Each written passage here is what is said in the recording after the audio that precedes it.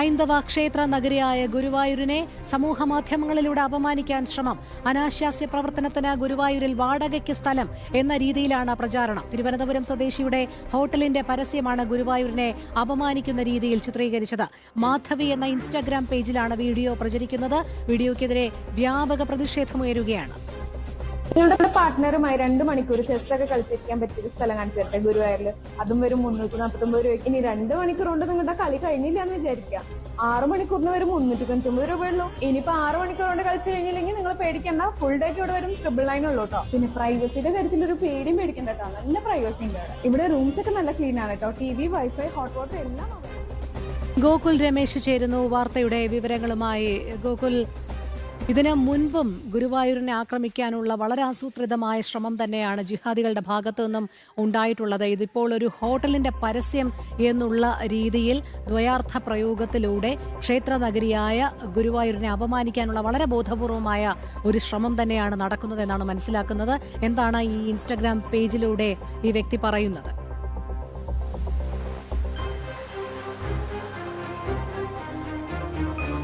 രോഹിണി, അതായത് ഹൈന്ദവരെ സംബന്ധിച്ചിടത്തോളം അവരുടെ ഏറ്റവും പ്രധാനപ്പെട്ട ആരാധനാ കേന്ദ്രങ്ങളിലൊന്നാണ് ഗുരുവായൂർ എന്ന് പറയുന്നത്. അത്രമാത്രം പുണ്യമായിട്ട് കരുതുന്ന ഒരു ക്ഷേത്ര നഗരിയാണ് ഗുരുവായൂർ ഹൈന്ദവരെ സംബന്ധിച്ചിടത്തോളം. ആ ക്ഷേത്ര നഗരിയെ വിവാദത്തിൽ മുക്കുക എന്നുള്ളതിന് വേണ്ടിയിട്ടുള്ള ഒരു നിഗൂഢമായിട്ടുള്ള ശ്രമങ്ങൾ, മനഃപൂർവ്വമായിട്ടുള്ള ശ്രമങ്ങൾ അടുത്തിടെയായിട്ട് വ്യാപകമായിട്ട് നടന്നു വരുന്നുണ്ട്. പ്രത്യേകിച്ച് അതിൻ്റെ ഏറ്റവും ഒടുവിലത്തെ ഉദാഹരണമായിട്ട് ഈ സംഭവത്തെ നമുക്ക് കണക്കാക്കുവാനായിട്ട് സാധിക്കും. ഈ ഗുരുവായൂർ നഗരത്തെ ഇത്തരത്തിൽ അനാശാസ്യ പ്രവർത്തനങ്ങളുടെ കേന്ദ്രമാക്കി മാറ്റുന്നതിന് വേണ്ടിയിട്ടുള്ളൊരു വ്യാജ പ്രചാരണമാണ് ഇപ്പോൾ സമൂഹ മാധ്യമങ്ങളിലൂടെ നടന്നുകൊണ്ടിരിക്കുന്നത്. അതായത് ഗുരുവായൂരിൽ അനാശാസ്യ പ്രവർത്തനങ്ങൾക്ക് വാടകയ്ക്ക് സ്ഥലം നൽകുമെന്നുള്ള രീതിയിലൊരു വീഡിയോ ആണ് ഇങ്ങനെ പ്രചരിപ്പിച്ചുകൊണ്ടിരിക്കുന്നത്. മണിക്കൂർ കണക്കിന് വാടകയ്ക്ക് ഈ സ്ഥലം നൽകും, അനാശാസ്യ പ്രവർത്തനത്തിന് നൽകും എന്നുള്ള രീതിയിൽ ഒരു പരസ്യ വീഡിയോ ആണ്, റീലാണ്, ഇൻസ്റ്റഗ്രാം റീലാണ് ഇപ്പോൾ സമൂഹ മാധ്യമങ്ങളിലൂടെ പ്രചരിച്ചുകൊണ്ടിരിക്കുന്നത്. തിരുവനന്തപുരം സ്വദേശിയായിട്ടുള്ള വ്യക്തിയുടെ ഒരു ഹോട്ടലിൻ്റെ പരസ്യമാണ് ഈ രീതിയിൽ മാധവി എന്ന് പറയുന്ന ഇൻസ്റ്റഗ്രാം പേജിലൂടെ പ്രചരിപ്പിച്ചുകൊണ്ടിരിക്കുന്നത്. വളരെ മോശമായിട്ട് ദ്വയാർത്ഥ പ്രയോഗങ്ങളിലൂടെ ഈ റീൽ ചിത്രീകരിച്ചിരിക്കുകയാണ്. തീർത്തും ഗുരുവായൂർ എന്ന് പറയുന്ന ആ സ്ഥലത്തിൻ്റെ പവിത്രതയെയും അതിൻ്റെ ആധ്യാത്മിക പാരമ്പര്യത്തെയും ഒക്കെ അപമാനിക്കുക എന്നുള്ള ലക്ഷ്യത്തോടു കൂടി തന്നെയാണ് ആ വീഡിയോ ചെയ്തിരിക്കുന്നത് എന്നുള്ള കാര്യത്തിൽ യാതൊരു സംശയമില്ല. ആ വീഡിയോ കാണുമ്പോൾ തന്നെ അത് വ്യക്തമാവുകയും ചെയ്യും. എന്തായാലും ഈ ഒരു പ്രവണതയ്ക്കെതിരെ, ഈ ഒരു സംഭവത്തിനെതിരെ ഹൈന്ദവ സംഘടനകൾ വലിയ പ്രതിഷേധവുമായിട്ട് രംഗത്തെത്തിയിട്ടുണ്ട്. ഹൈന്ദവ സംഘടനാ നേതാക്കൾ ശക്തമായിട്ടുള്ള പ്രതിഷേധം തന്നെ ഈ വിഷയത്തിൽ അറിയിക്കുകയും ചെയ്തിട്ടുണ്ട്. മുമ്പും ഈ രീതിയിലുള്ള സമാനമായിട്ടുള്ള ചില